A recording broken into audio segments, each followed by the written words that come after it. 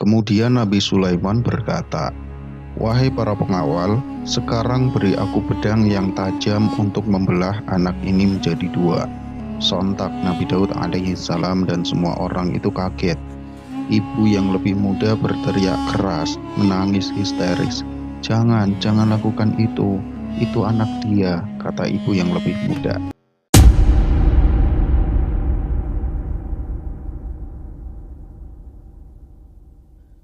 Assalamualaikum warahmatullahi wabarakatuh. Alhamdulillah wa ni'matillah, la haula wa la quwata illa billah. Ada kisah yang disarikan dari hadis sahih yang diriwayatkan Al-Bukhari dalam sahihnya, tepatnya dalam kitab Ahadits Al-Anbiya halaman 458. Suatu ketika ada dua orang ibu yang masing-masing memiliki bayi. Keduanya pergi ke sebuah bukit kecil untuk menggarap ladang mereka. Ketika tengah mengerjakan tugasnya, bayi-bayi mereka ditempatkan di sebuah gubuk kecil yang lumayan jauh. Tiba-tiba datang seekor serigala yang kemudian melompat dan mengambil salah satu bayi itu. Kemudian serigala itu membawanya ke semak-semak belukar dan memakannya. Kedua ibu itu kaget dan menyadari bahwa salah satu dari anak mereka telah dibawa serigala. Seorang ibu yang lebih tua kemudian berkata, "Aku yakin serigala itu sudah membawa bayimu. Ini adalah anakku." Selanjutnya ibu yang lebih muda menyangkal, "Tidak, serigala itu sudah membawa anakmu. Ini anakku," sambil mengeluarkan air mata. Karena ibu yang muda ini sangat yakin bahwa bayi itu adalah bayinya. Dia tahu benar bagaimana ciri-ciri fisik anaknya. Kemudian perselisihan mengenai siapa ibu dari bayi itu terus berlanjut. Si ibu yang lebih tua tidak pernah mau berhenti mengatakan kepada orang-orang dan masyarakat bahwa bayi itu adalah miliknya. Untuk mengambil jalan tengah, penduduk desa itu kemudian menyarankan agar kedua ibu itu membawa bayinya ke kerajaan Nabi Daud alaihi salam. Setibanya di kerajaan Nabi Daud alaihi salam, sembari membawa bayi itu, kedua ibu itu menyampaikan permasalahan mereka, sembari tidak kuasa membendung air mata. Si ibu yang lebih muda menceritakan kejadian malang yang menimpa mereka. Dan tidak mau kalah, si ibu yang lebih tua memberikan penjelasan versinya dan argumentasi yang lebih baik. Berdasarkan pengaduan mereka dan bukti-bukti yang ada, Nabi Daud alaihi salam pun memutuskan bahwa anak yang masih hidup adalah anak dari wanita yang lebih tua. Sedangkan anak wanita yang lebih muda telah diterkam oleh serigala. Betapa bahagianya ibu yang lebih tua mendengar keputusan Nabi Daud alaihi salam. Dan atas keputusan itu, wanita yang lebih tua segera mengambil anaknya dengan penuh rasa senang. Sementara wanita yang lebih muda tetap menuntut bahwa bayi itu adalah anaknya, dan pulang sambil menahan kesedihan dan meratapi nasib yang dialaminya. Rupanya keadaan mereka itu terlihat oleh Nabi Sulaiman alaihi salam. Beliau kemudian memanggil keduanya dan menanyai mereka. Mereka pun menceritakan apa yang telah dialaminya, termasuk apa yang telah diputuskan oleh sang ayah Nabi Daud alaihi salam. Nabi Sulaiman alaihi salam ini memang dikenal seorang nabi yang memiliki pandangan yang tajam, diberi hikmah yang mendalam oleh Allah Subhanahu wa taala dan diajari bagaimana menjelaskan seruannya. Di dalam hati Nabi Sulaiman alaihi salam, beliau berpikir, yang dapat memutuskan perkara ini adalah perasaan yang lembut, bukan dengan akal.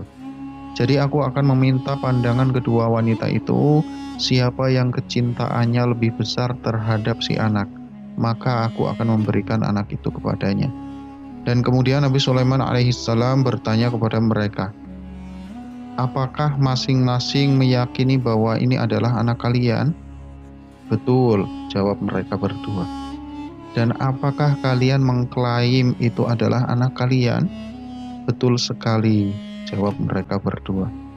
Kemudian Nabi Sulaiman berkata, wahai para pengawal, sekarang berikan aku pedang yang tajam untuk membelah anak ini menjadi dua.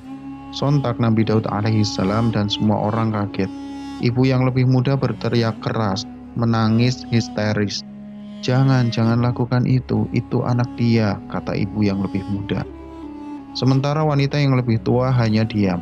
Akhirnya, wanita yang lebih muda merelakan anaknya diberikan kepada wanita yang lebih tua agar si anak bisa tetap hidup dan tumbuh bersamanya daripada harus dibelah menjadi dua. Dengan tumbuhnya si anak itu walaupun bukan dalam asuhan darinya, si wanita muda merasa lebih tenang.